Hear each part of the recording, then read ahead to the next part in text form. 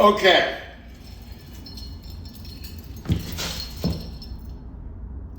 Number one, it has philosophical import.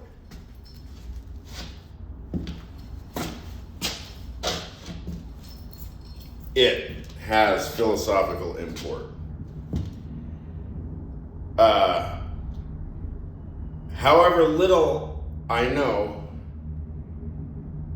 I at least know, well, I at least know several things, but amongst the things that I at least know includes that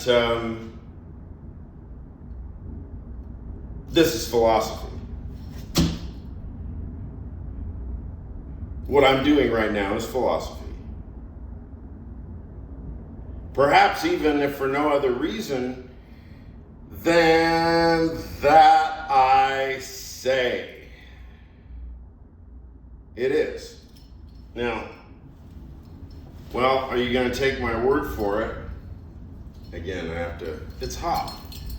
It's hot. Maybe we do need to give my Bodhidharma a second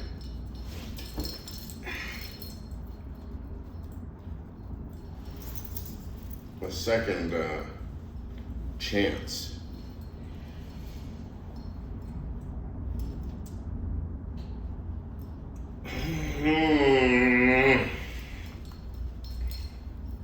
Oh, ladies, this is the thing, right? About having all jewelry on your arms. Is it gets caught.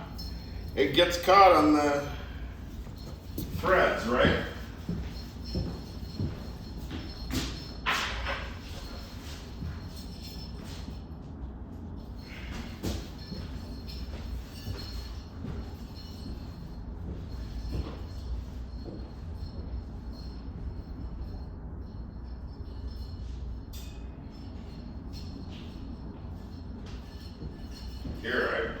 Here, did I get my talking heads? Because I'm a talking head?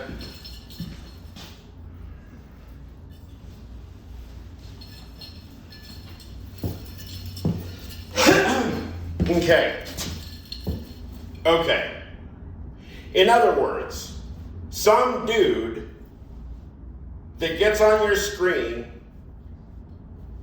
and starts talking about how he's a talking head from Pawtucket. I'm a talking head from Pawtucket. RISD, y'all. Fort Thunder. Right? Don't I look like a talking head? RISD, not Fort Thunder. That was after the Talking Heads. But RISD, yes. Okay, so this is philosophy. Philosophy does that.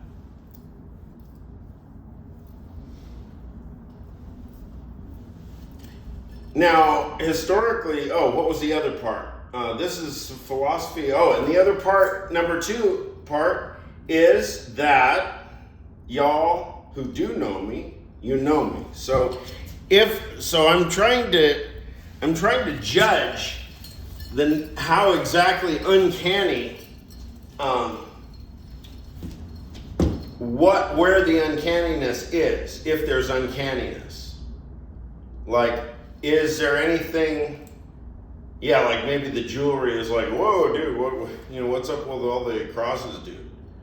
Well, entertainers go to great lengths in order to captivate attention, I suppose. I mean, just look at Elvis.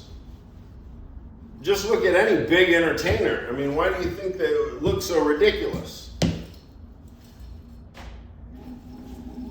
Only a philosopher knows. Only a philosopher knows, and rather uniquely, that we are positioned such-wise to know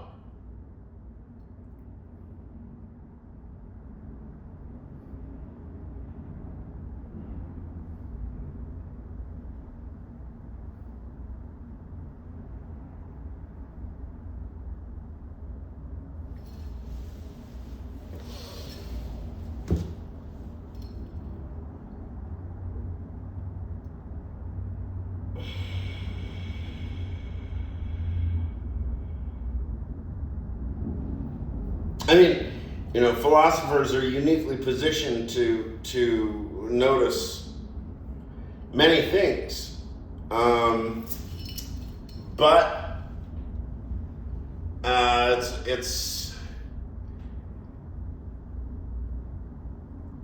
philosophy has a very peculiar character in that it is open to many vicissitudes and historical accidents and contingencies that very much depend on the personalities promulgating the stuff. You find peculiar people such as Frege or Nietzsche,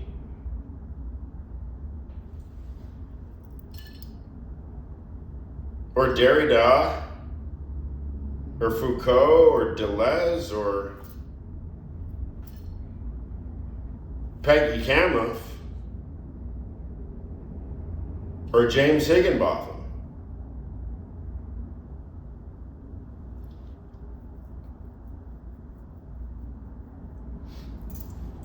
The thing that puts this particular collection of thinkers together is the peculiar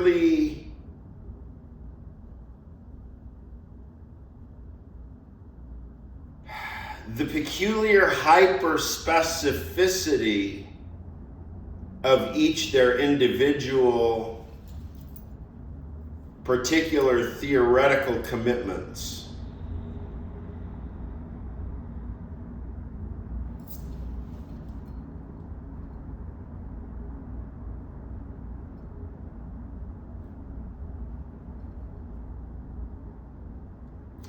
Frege, Nietzsche, Derrida,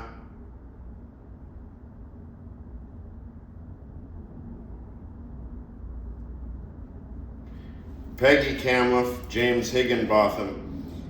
These five thinkers, Heidegger, if I start thinking them, Saul Kripke,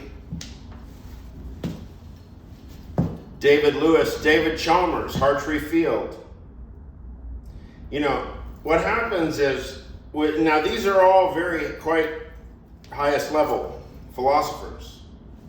And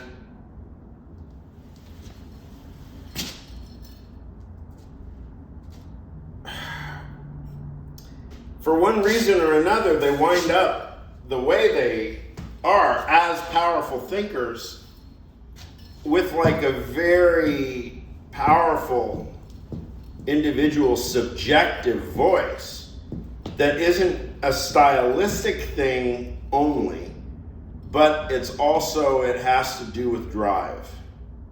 It has to do with the fundamental reasons for being a philosopher in the first place. I guarantee you that whatever happened to Diogenes when he was 3 years old, 4 years old, 5, whatever, on up, it was pivotal. Because it takes a special sort of human to ejaculate on the front steps of the Acropolis and then hey, good afternoon, Mr. and Mrs. Senator, or whatever they didn't have senators. It's a Roman thing. So, if you know me now, especially if you know me for a long time, if there's any uncanniness, what's happening is that because some part of my speech you recognize. So just imagine that I'm a philosopher and then I'm using an example from CSH Concrete. Or I'm using an example from theater, but just imagine that I'm a baseball player, but then I have a particularly philosophical moment.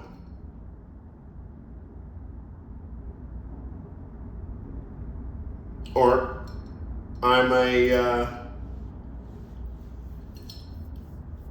skateboarder, and it just so happens to be that the only thing that I listen to is Richard Devine.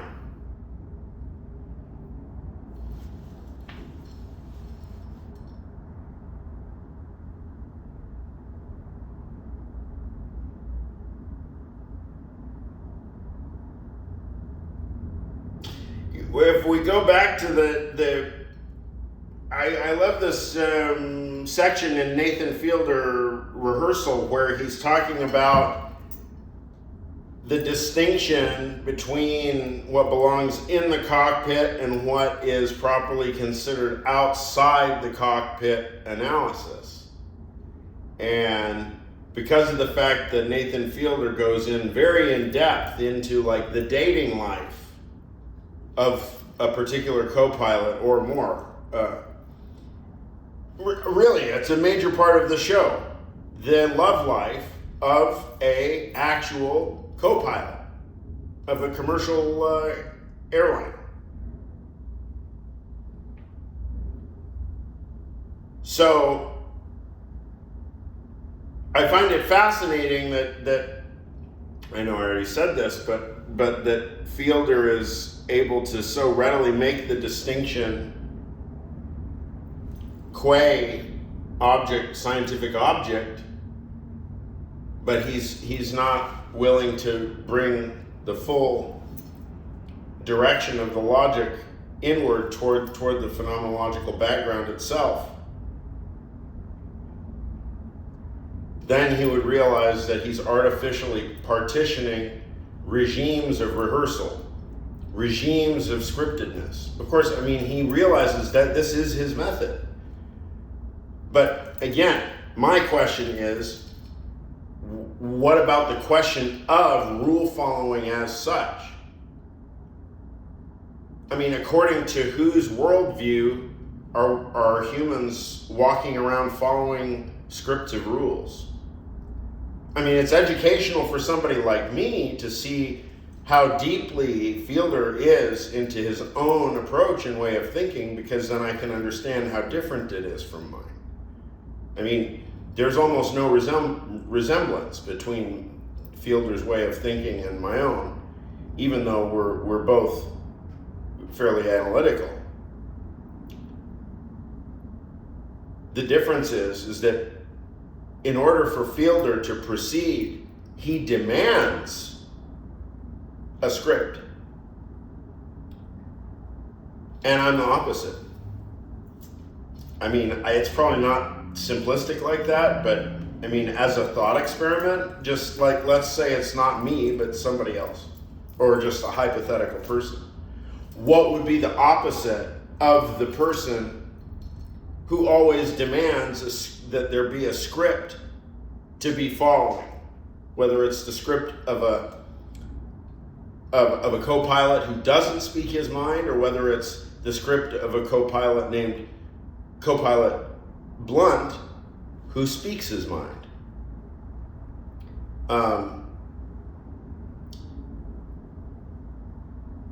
Scripts.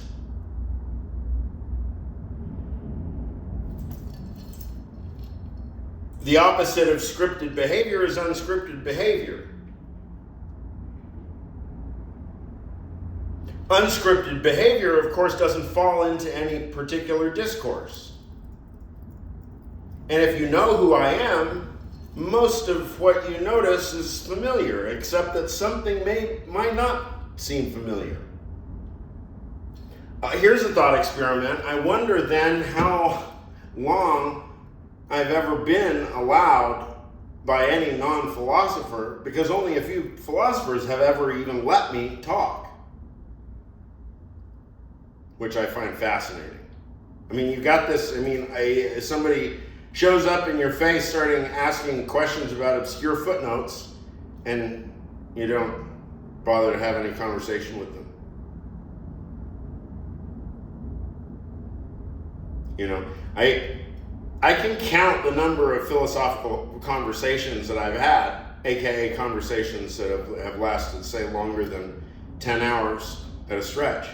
I can count the number of them, say, on one hand. I mean, And of those thinkers, I'm not even in contact now. Ostensibly, purely because of political reasons. That maybe I'm kryptonite or something.